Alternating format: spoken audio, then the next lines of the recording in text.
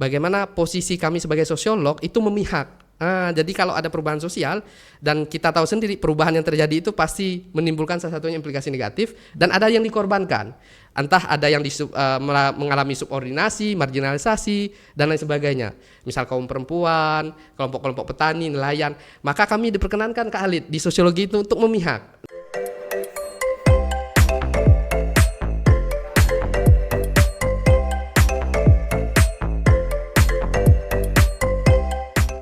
Podcast Sospol Kite, dialogis, solutif, dan futuristik. Assalamualaikum warahmatullahi wabarakatuh. Waalaikumsalam warahmatullahi wabarakatuh. Nah, Sobat Sospol Kite dimanapun Anda berada, senang sekali saya Kak Khalid kembali menemani Anda dalam episode kali ini selama lebih kurang 30 menit ke depan. Dan tentunya dalam episode kali ini kita akan membahas salah satu topik yang tidak kalah pentingnya seperti yang sebelumnya.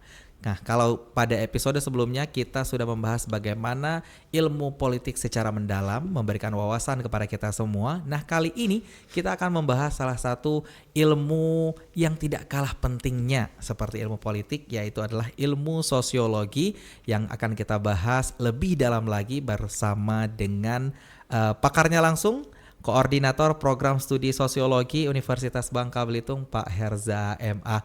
Assalamualaikum Pak Herza. Waalaikumsalam Kak Khalid. Dari Kak ya. Awalnya ini, kita Bang ya. Iya, ini kita saya panggil Bang atau Pak aja nih? Iya, boleh Bang aja. Bang aja kayaknya ya. Iya, Bang Herza. Bang Herza, sehat ya? Sehat, alhamdulillah, penuh semangat. Iya. Apalagi diundang Sospol kita kan, harus semangat. Makasih banyak Bang Herza udah berkenan hadir ke dalam studio kita untuk memberikan wawasan kepada Sobat Sospol kita. Bang Herza, apa aja sih Bang ruang lingkup utama dalam studi ilmu sosiologi ini? Oke, terima kasih Kak Khalid. Lumayan berat ya pertanyaan pertamanya. Baik, izin. Pertama ingin memperkenalkan dulu ya. Saya bukan pakar ya Kak Khalid ya, jangan sampai salah sangka ya.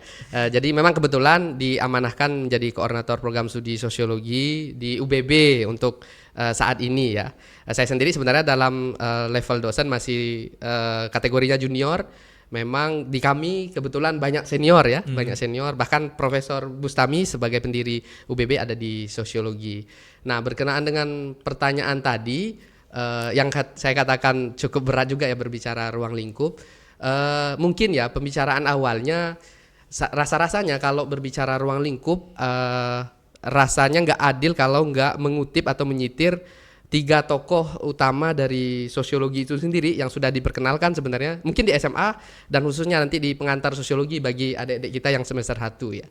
Yang pertama itu Agus Kom ya. Agus Kom sendiri mengatakan kalau berbicara ruang lingkup sosiologi, dia mengkategorikannya menjadi 2, sosial statik dan sosial dynamic. Sosial statik berbicara organisasi, berbicara struktur sosial, intinya yang katakanlah agak sulit nih untuk berubah, kurang dinamis.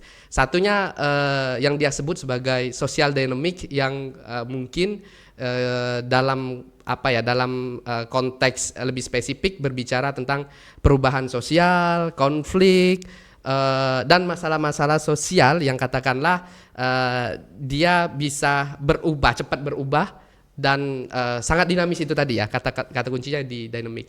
Nah, lalu tetapi sosiologi itu sebenarnya selalu berkembang itu Kak Khalid ya. Kalau Agus Kom versi pertamanya begitu, lalu kalau Emil Durkheim sebagai tokoh yang kemudian dikenal sebagai orang yang melembagakan sosiologi sebagai sebuah disiplin ilmu. Dia punya buku yang berbicara tentang bagaimana meneliti metode dalam sosiologi yang itu belum dilakukan oleh Agus Kom. Menurut dia simple, sosiologi itu ruang lingkupnya berbicara fakta sosial. Apa yang dia sebut sebagai fakta sosial itu berbeda dengan yang mungkin kita pahami definisinya berdasarkan KBBI, misalnya fakta ya. Kalau fakta kan kejadian yang nyata. Kalau konsep Emil Durkheim itu sesuatu yang berada di luar individu yang memaksa individu untuk mengikutinya. Misal norma, hukum, budaya dan lain sebagainya. Itu yang menjadi ruang lingkup khususnya yang dikaji oleh sosiolog. Terakhir yang perlu dikutip kalau berbicara masa awal sosiologi itu berkembang menjadi sebuah ilmu, yakni Weber. Max Weber dari Jerman juga kalau menurut Weber, simple, ruang lingkup sosiologi itu berbicara tentang tindakan sosial. Nah, kalau penasaran seperti apa tindakan sosial, adik-adik ataupun teman-teman yang barangkali punya ketertarikan untuk sosiologi, silahkan ditelusuri tindakan sosial itu seperti apa. Intinya dia tindakan yang dilakukan oleh individu sekalipun, tetapi punya maksud sosial dan punya implikasi secara sosial. Dan itu yang nanti dipelajari Weber secara serius dan kemudian nanti menuntunnya untuk mempelajari agama, mempelajari birokrasi dan lain sebagainya. Tapi poin pentingnya kalau ditanya ruang lingkup sebenarnya Khalid, sosiologi itu selalu berkembang sampai akhirnya nanti dia berbicara hal-hal yang katakanlah kalau menurut menurut orang yang mungkin tidak bergelut di dalam sosiologi itu sendiri, ini agak keluar dari line-nya atau garisnya. Misal nih kami di sosiologi, khususnya saya sendiri kebetulan S2-nya itu di UGM, sangat ditekankan di dalam kajian yang namanya culture studies, yang itu interdisiplin. Jadi keluar dari Durkheim, keluar dari Weber, keluar dari Auguste Comte tadi, kami berbicara bahkan mungkin objeknya yang katakanlah itu menjadi kajian dari komunikasi, film. Kemudian juga kami juga diajarkan untuk berbicara hal-hal kayak iklan atau objek-objek sastra budaya, cuman memang penekanannya pada dimensi sosiologis dan kritisnya. Bahkan kami juga di sosiologi ketika berbicara ruang lingkup, konteks yang saya sebutkan tadi dari mulai fakta sosial dan lain sebagainya tadi tidak hanya dideskripsikan, tapi juga sosiologi menuntun para pembelajarnya, para intelektual yang bergelut di ilmu ini untuk berorientasi merubah masyarakat. Nah itu kan agak-agak jauh ya, agak jauh dari dua konseptor atau teoritisi awal yang ngomong sosiologi sebagai ilmu tadi. Nah itu yang kata kuncinya kenapa kemudian sosiologi saya sebut kalau berbicara ruang lingkup tuh luas banget dan akan panjang ceritanya. Tapi saya coba spill sedikit saja gitu Khalid. Bang Herza, saya tertarik dengan tadi Abang menjelaskan bahwa social dynamic ya, perubahan sosial gitu ya, secara dinamis. Lalu bagaimana sih peran sosiologi dalam memahami perubahan sosial itu sendiri? Iya, tentu yang pertama sebagai seorang pembelajar sosiologi atau nanti kalau sudah expert bisa disebut sosiolog ya, minimal kan biasanya kalau disebut sosiolog itu S2 lah. Kalau S1 kita agak ragu-ragu bisa mengklaim diri sebagai sosiolog ya. Mungkin pembelajar sosiologi. Yang pertama tentu harus mampu mendeskripsikan dan menjelaskan secara ilmiah. Nah, ilmiah sendiri nanti definisinya agak luas, tidak hanya berorientasi pada objektivitas, tapi juga intersubjektivitas. Kami mengenal istilah itu Kak Khalid ya di sosiologi. Menjelaskan inti secara clear bagaimana perubahan itu terjadi, implikasinya seperti apa, dan ini siapa yang dikorbankan atau dirugikan dari perubahan itu. Itu yang pertama, tahap pertama. Lalu ada tahap lanjutan sebenarnya dalam memahami perubahan sosial. Bagaimana kami dituntut kalau kami ingin menjadi sosiolog yang katakanlah benar-benar mendalami sosiologi, tidak hanya berhenti di menjelaskan, tapi juga kami diajarkan salah satu paradigma yang disebut paradigma kritis, bagaimana posisi kami sebagai sosiolog itu memihak. Jadi kalau ada perubahan sosial dan kita tahu sendiri perubahan yang terjadi itu pasti menimbulkan salah satunya implikasi negatif dan ada yang dikorbankan. Entah ada yang mengalami subordinasi, marginalisasi dan lain sebagainya. Misal kaum perempuan, kelompok-kelompok petani, nelayan. Maka kami diperkenankan Kak Khalid di sosiologi itu untuk memihak. Nah nanti riset kami atau apa yang kami lakukan tahap pengabdian, bagaimana kami dari perubahan sosial yang terjadi itu berkontribusi untuk mengarahkan ini perubahan ke depannya seperti apa supaya menimbulkan kemaslahatan yang lebih besar untuk mereka-mereka yang dikorbankan oleh perubahan sosial yang terjadi tadi. Kira-kira begitu. Menarik sekali ya Bang Herza. Jadi bagaimana ilmu sosiologi itu memberikan manfaat, kemaslahatan bagi masyarakat. Benar ya? Itu sangat relevan dengan tagline sekarang Kemdikti Saintek ya, berdampak tadi. Iya, berdampak ya. Bang Herza, dengan umur yang tergolong cukup muda ini, seperti Bapak jelaskan tadi bahwa banyak senior-senior nih yang lainnya di atasnya gitu ya, dan mendapatkan jabatan yang lumayan ya, menantang ya. Iya, menantang gitu ya, dan pasti banyak senior-senior di atasnya. How do you handle it? Oke, ini menarik nih, dan mungkin perlu hati-hati juga untuk menjawabnya ya.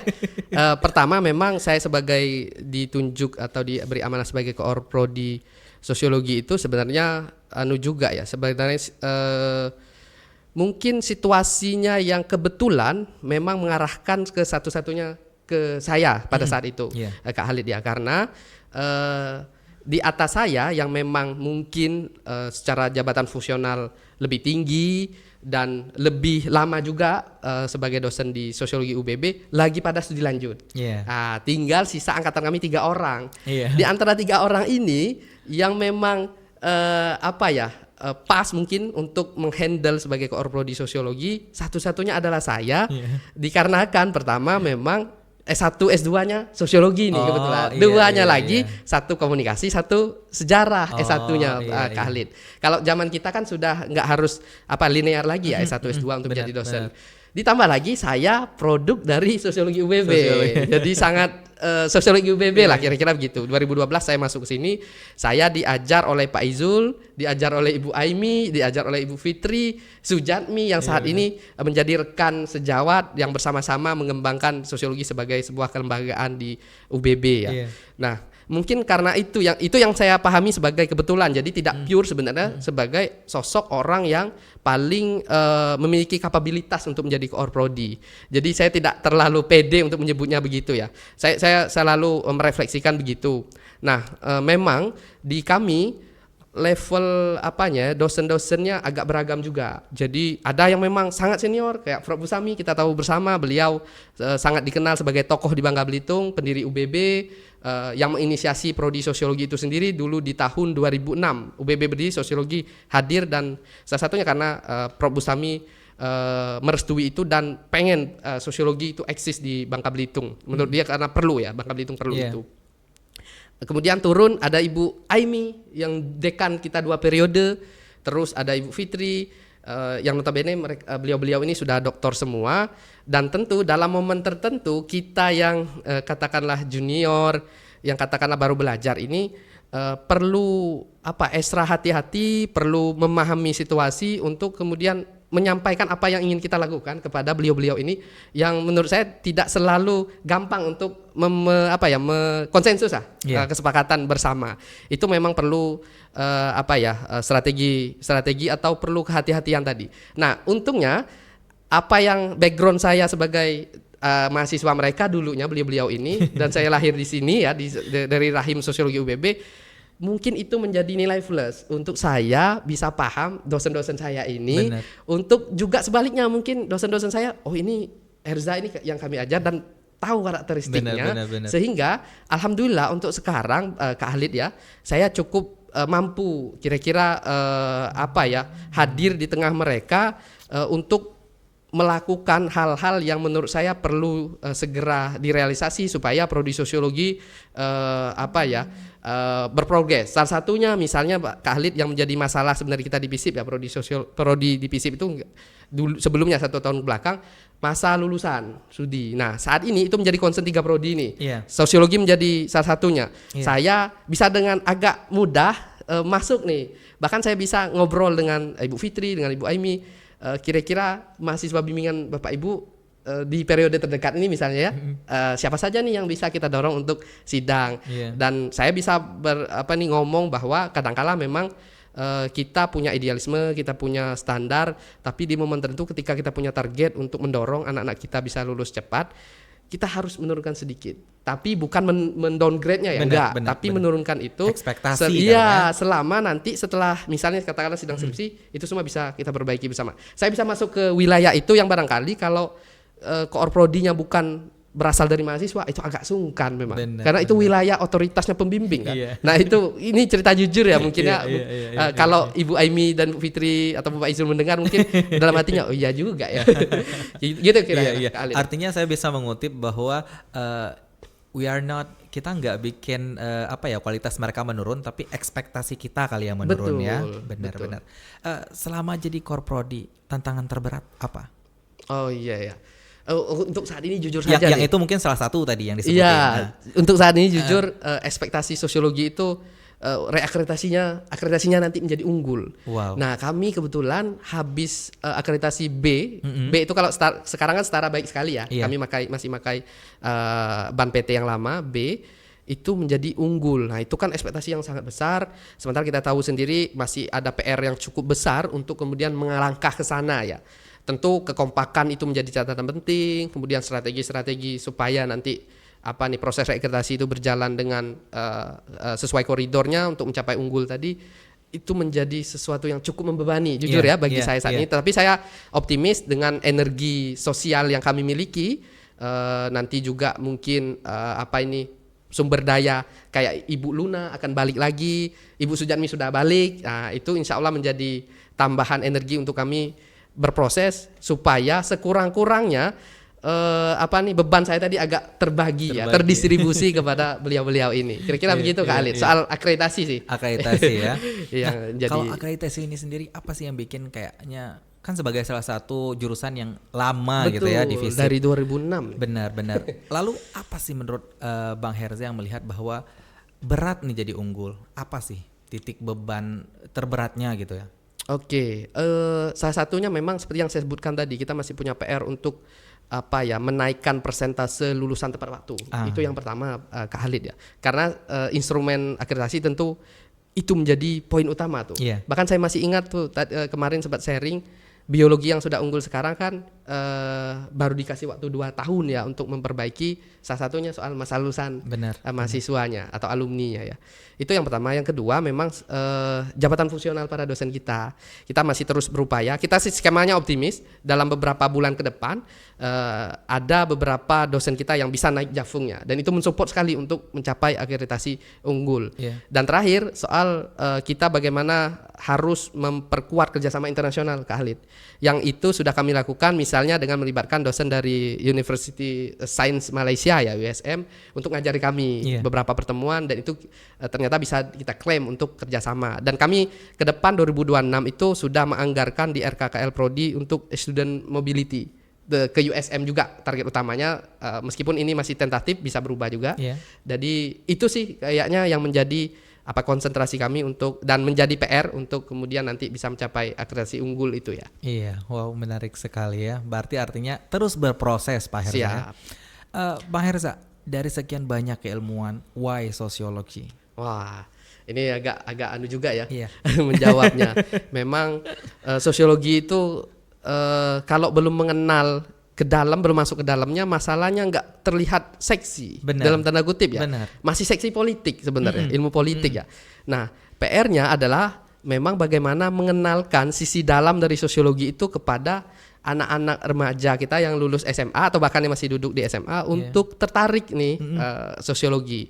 Misal saya sering menyebutkan nih Kak Khalid, kalau perkuliahan di sosiologi itu justru persentase kita ke lapangan, kajian empiris ke lapangan itu cukup besar, dan itu sebenarnya sangat bikin enjoy di banyak mahasiswa kami. Ini melihatnya secara objektif. Jadi itu sebenarnya menjadi salah satu daya tawar yang cukup menarik kalau para remaja di SMA itu tahu, apalagi notabene mereka full day school ya, di sekolah terus dari pagi sampai sore, yang itu kadangkala mereka mengeluhkan jenuh.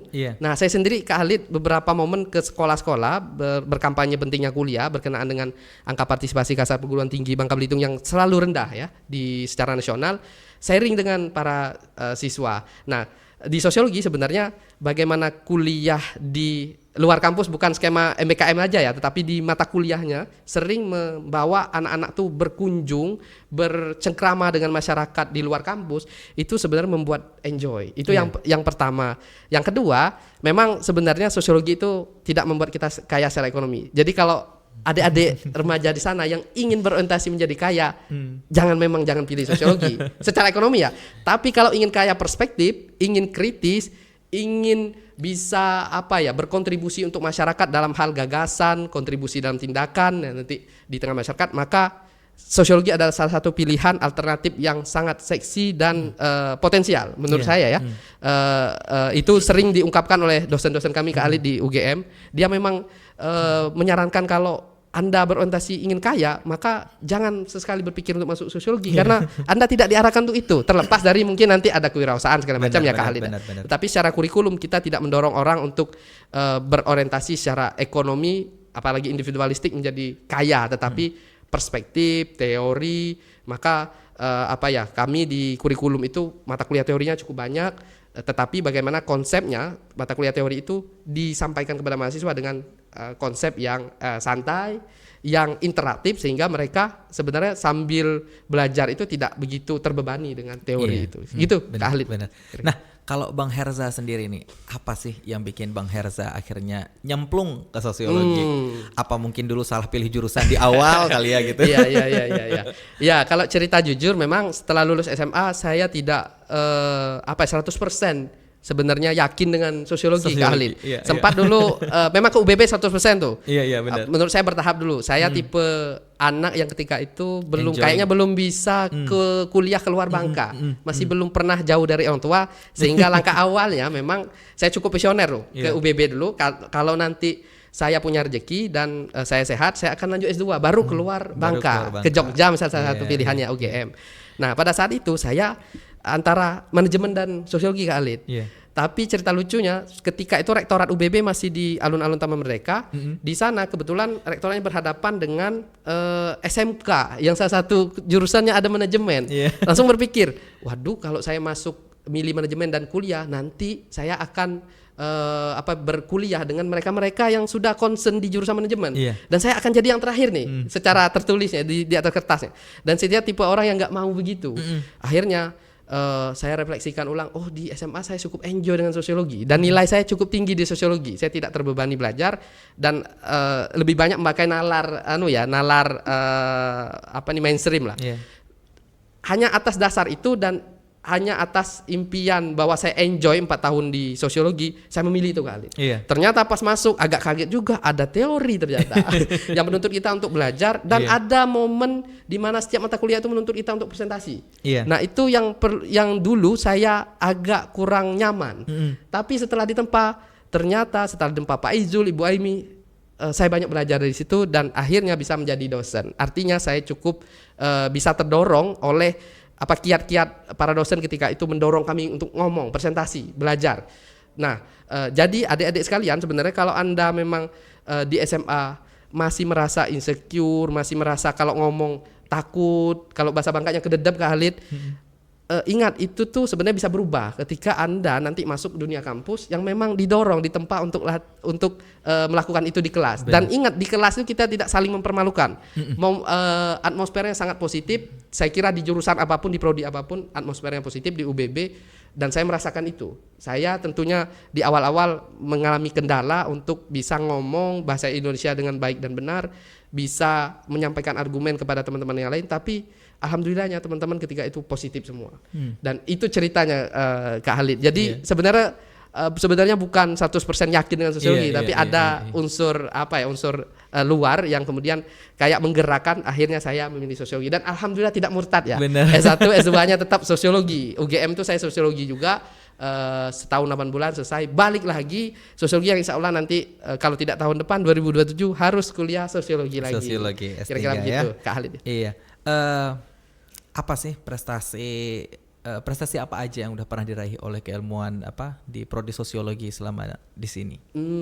Oke. Mungkin secara general ya. Ya, secara general. Kami seingat saya, memori yang saya punya dari semenjak kuliah 2012 yang lalu, di dalam kegiatan Kemdikbud, kalau dulu kan Kemdikbud ya, misal kayak program kreativitas mahasiswa, skema riset, skema gagasan kreatif dulu namanya, atau artikel ilmiah, mahasiswa sosiologi selalu ada kuota untuk mendapat pendanaan. Saya ingat betul tuh kakak tingkat saya, dan terakhir saya sebagai mahasiswa 2015 sebagai anggota tim di bawah bimbingan Pak Iskandar Zulkarnain, sekarang dekan kita, juga meraih pendanaan lewat artikel ilmiah. Itu prestasi yang sebenarnya cukup bergengsi dan membanggakan karena levelnya kementerian ya. Dapat duit, kita dilatih menulis, itu yang pertama tuh Kak Khalid. Kemudian prestasi itu sebenarnya bertahan sampai 2023 kemarin saya menjadi dosen yang berhasil membawa proposal riset mahasiswa meraih pendanaan yang di tahun 2023 ya, dan sampai sekarang di FISIP kita masih punya PR besar. Harapannya memang dengan ada Kak Khalid dan tim dosen-dosen baru bisa nanti kita sama-sama mendorong agar kita selalu FISIP itu nyempil lah untuk dapat kuota itu. Itu kemudian di sosiologi sebenarnya cukup banyak prestasi non akademik yang saya pahami, Kak Halid ya. Misal terakhir itu kayak apa ya, kemarin tuh olahraga, entah itu cabang bola, bulu tangkis, itu sering meraih prestasi itu non akademik ya.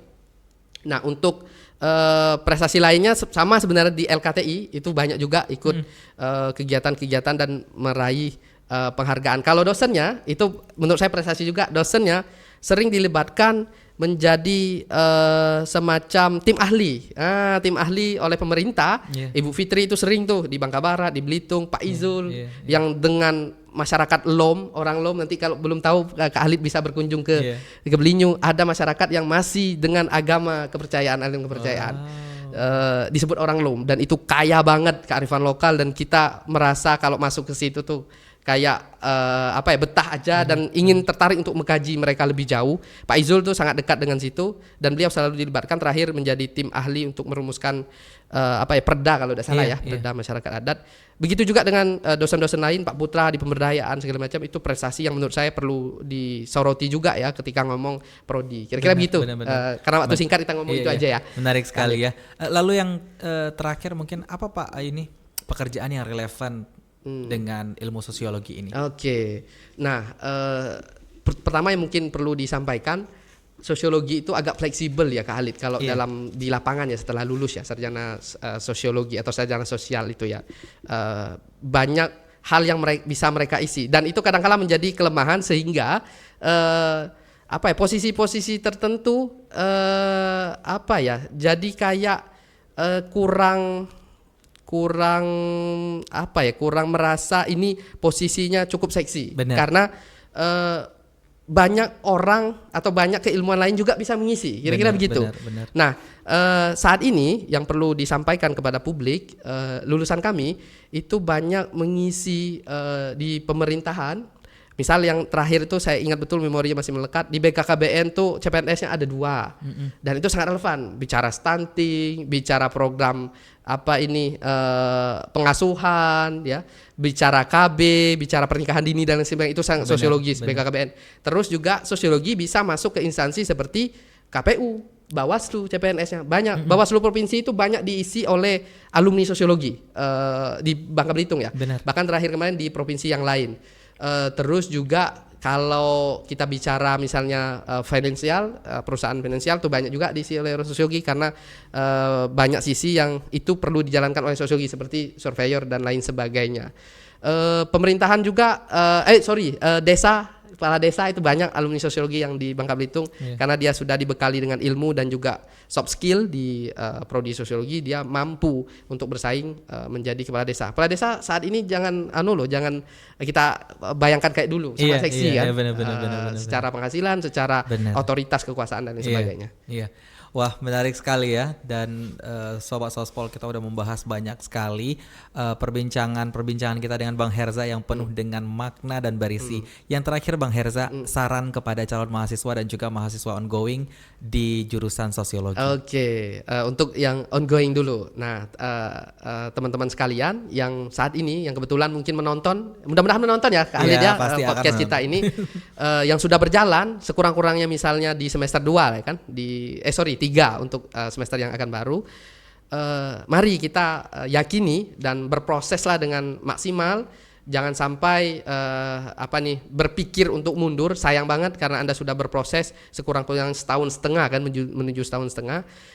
Dan yakini saja nanti keilmuan ini akan membawa Anda untuk bisa sukses, untuk bisa berkarir, untuk bisa bermanfaat ke depannya. Itu yang pertama. Untuk calon mahasiswa, kami mengajak tentunya teman-teman mengenal dulu prodi sosiologi sebagai salah satu prodi yang mapan dan tua secara umur di UBB, sehingga secara sumber daya dia cukup kuat. Saya bisa mengatakan begitu, ada profesor, ada lektor kepala, ada doktor, dan sudah cukup banyak saat ini berkuliah S3 di kampus dalam negeri yang grade 1 lah di Indonesia seperti UGM, UI, Unair dan lain sebagainya ya. Itu menjadi poin plus untuk teman-teman semua ingin berproses dengan kami. Dan seperti yang kita ceritakan tadi, sebenarnya ada posisi-posisi di masa depan yang bisa Anda isi yang itu cukup strategis dan itu buat teman-teman nyambung dengan keilmuan sosiologi itu sendiri. Benar Begitu sekali. Kak Iya. Khalid. Terima kasih banyak Bang Herza. Makasih banyak Bang Herza Siap. untuk sarannya dan juga untuk menyempatkan waktunya hadir bersama kami di sini ya. Nah, dan sobat Sospol, nggak terasa kita udah di penghujung acara kita pada hari ini, dan tentunya akan banyak ilmu-ilmu yang lain ataupun pembahasan-pembahasan yang lain yang akan kita bahas dalam episode-episode berikutnya. Terus saksikan kami dan jangan lupa subscribe. Saya Khalid Fikriyadi beserta tim yang bertugas hari ini mengucapkan terima kasih atas kebersamaan Anda dan sampai jumpa. Wassalamualaikum warahmatullahi wabarakatuh. Waalaikumsalam warahmatullahi wabarakatuh.